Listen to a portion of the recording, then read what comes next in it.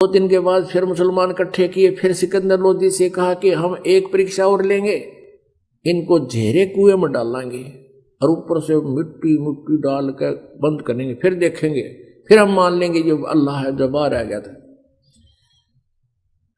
ये भी प्रार्थना परमात्मा ने स्वीकार कर ली। राजा से कहा, राजा इन्हें करने दो, इन्होंने तो मुझे मारना ही है, और कोई बात नहीं, मर जाऊंगा, आप चिंता ना करो, मुझे करने दो जो ये करना चाहते। और सिकंदर कहता था, जी मेरी तो पार नहीं बसा रही, ये तो दुष्ट इंसान है, कुछ भी करवा सकता है, मेरे राज को भी उलट पुलट कर सकता है। तो पुण्यात्माओं, परमेश्वर जी को पकड़कर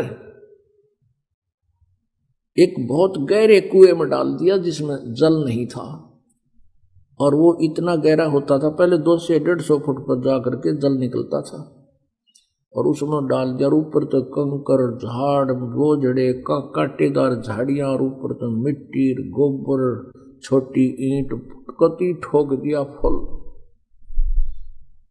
और शेख तकी ने तो बस फिर पगड़ी घुमाई, कहा अपन की बात है, हाथ पैर मुंह धोकर शेख तकी पहुंचा। फिर वहां सिकंदर लोधी के दरबार में कहने लगे, सिकंदर लोधी, हे राजन, अब कहाँ है वो तेरा अल्लाह? अब शेख तकी तक उधर लेकर गया था, थोड़ी देर पाछे कबीर जी आकर अपने कमरे में लौट गए, विराजमान थे। सिकंदर लोधी ने उनको जलपान कराया। अब ये पूछा को नहीं कैसे आगे क्यों आगे, ये मालिक की लीला थी, उसको बुद्धियान नहीं थी।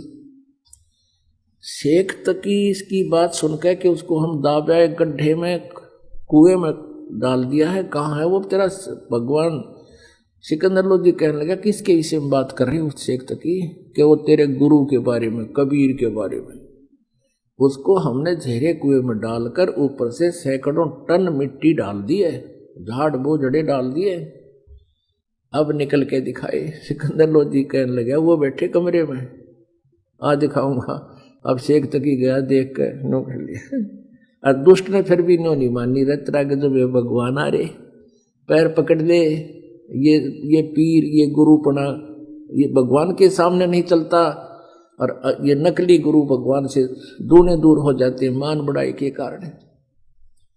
फिर भी नहीं मानी।